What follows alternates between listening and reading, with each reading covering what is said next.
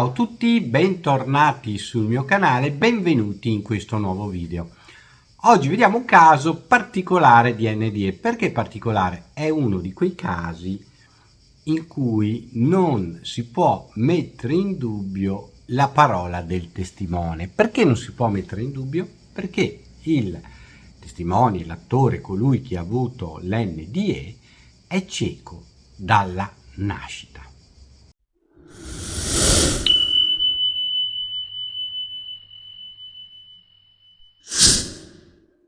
Bene, parliamo dell'NDE di Brad Burrows, un uomo che oggi ha superato la mezza età e che ha avuto l'NDE nel 1968 all'età di 8 anni. Brad Burrows, all'età di 8 anni, essendo appunto cieco dalla nascita, frequenta una piccola scuola, un'accademia per non vedenti, dove impara a muovere i primi passi per potersi acculturare pur non avendo il dono della vista. Ecco, durante l'inverno di questa permanenza scolastica si ammala gravemente di polmonite e la polmonite si aggrava in continuazione fino a portarlo quella sera del 1968, una sera invernale del 1968, in cui inizia veramente a faticare a respirare.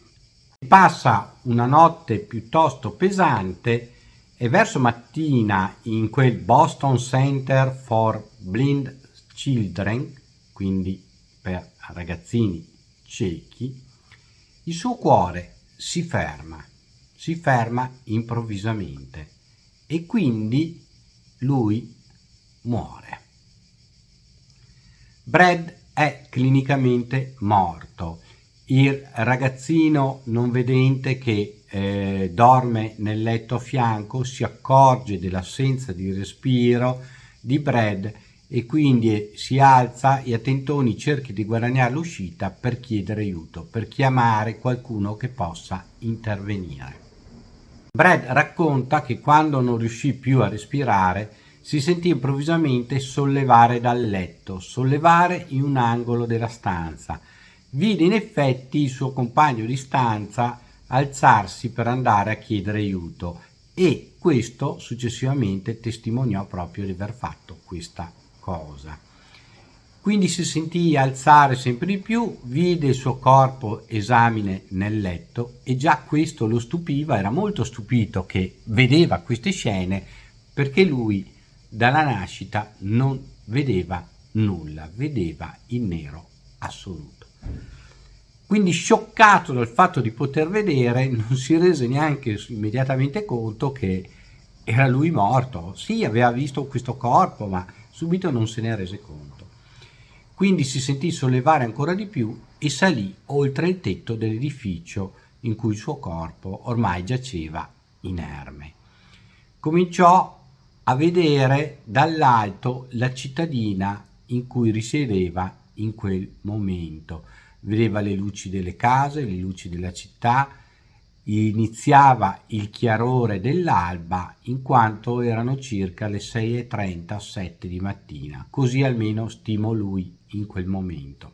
Il giorno prima c'era stata una tempesta di neve, quindi Brad vide la neve e ancora cadeva qualche fiocco di neve in questa alba che stava piano piano rischiarando il paesaggio. Tanto la vide bene che riuscì a descrivere una cosa che lui in vita sua non aveva mai visto una volta che si riprese Brad. Quindi vide la neve, vide anche le strade che erano state pulite dagli spazzaneve e quindi i cumuli di neve sporca, marrone, sui fianchi delle strade. Vide un tram, una cosa che non aveva mai visto in vita sua, l'aveva solo udita. Vide il tram che passava e passava anche lui con la strada davanti a lui libera, le rotaie davanti a lui liberi dalla neve. Vide anche degli spazzaneve che passavano e quindi poté vedere tutto questo paesaggio stupefatto dal fatto appunto che lo vedeva. Vide anche una collinetta sul quale c'era un parco giochi lì vicino dove loro risiedevano e lo riconobbe come il parco giochi dove andavano. Lo riconobbe perché si ricordava che, pur non vedendo, la strada era in salita e non poteva essere altro che il parco giochi dove andavano. Mentre osservava queste cose e si stupiva del fatto di poterle vedere così chiaramente, si sentì risucchiare dentro un tunnel. Passò attraverso questo tunnel nero alla velocità della luce e si ritrovò in un prato luminosissimo. C'era questa luce che non accecava ma avvolgeva il tutto e vedeva tutto nitidamente e chiaramente. I colori erano veramente vividi. Anche dei bellissimi alberi pieni di foglie verdi meravigliose. Notò anche che gli alberi, per quanto gli era stato raccontato, avrebbero dovuto avere l'ombra, invece non vedeva nessuna ombra, tutto era luminoso, quindi non c'erano ombre. Si incamminò quindi verso la fine del prato, dove si saliva dolcemente verso una collinetta, e iniziò a intraprendere questa strada per questa collinetta. Nel frattempo si rese conto che c'era una musica, quella che lui ritiene fosse una lode a Dio, una musica dolce, soave, continuativa, ma che non dava fastidio, però c'era continuamente questa musica, questa canzone. Salendo dalla collinetta non incontrò nessuno, vide però verso la cima della collinetta un bellissimo edificio, anche questo con dei mattoni luminosi, fluorescenti, sembravano talmente tanto luminosi da sembrare incandescenti, però quando li toccò, li sfiorò, sentì che così non erano incandescenti, erano freddi, normali.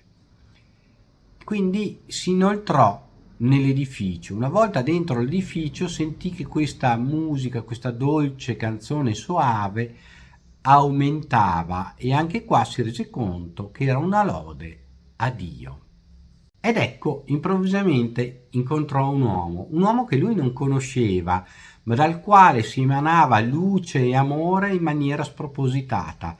Quindi si sentì amato da quest'uomo che lui non conosceva, e mentre cercava di avvicinarsi a questo uomo, l'uomo, ponendo avanti le mani, lo respinse. Nel momento in cui lo respinse si sentì risucchiare all'indietro.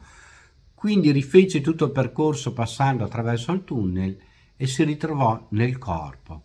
Un attimo dopo respirava a fatica e tossiva, e due infermiere stavano cercando di sistemarlo, sollevandolo nel letto. Sentiva alcuni dolori anche sul petto e in effetti gli era appena stata fatta la rianimazione cardiopolmonare e quindi avevano premuto sulla cassa toracica. Fu così che Brand fu in grado di, una volta ripresosi, di descrivere chiaramente una parte della cittadina dove era, di descrivere la neve, di descrivere un tram, tutte cose che lui prima non sapeva neanche come erano fatte. E questo con grande meraviglia dei infermieri e dei medici che lo assistettero.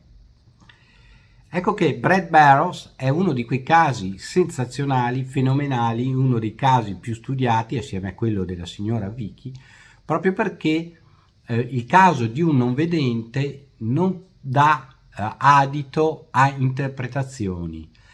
Non può essere una cosa che l'uomo ha già vissuto, quindi un riflesso, un'immagine della mente morente. Non può esserci alternativa a quella di un'esperienza viva, reale e precisa, anche perché una volta ripresosi Brad era cieco, non vedente, quanto prima. E la testimonianza di Brad la potete trovare nel libro di Kenneth Ring, tradotto in italiano, Insegnamenti dalla luce. Quindi se vi fa piacere approfondire questo e altri casi di non vedenti, Kenneth Ring ne ha raccolto più di qualcuno. Spero che questo video vi sia piaciuto, mettete il like, iscrivetevi al canale, mi raccomando, perché è benzina per i nostri canali YouTube e serve perché questi video raggiungano più persone possibili. Scrivetemi qua nei commenti cosa ne pensate di questo straordinario caso di un altro non vedente. Ci vediamo nel prossimo video. Ciao a tutti da Ermanno.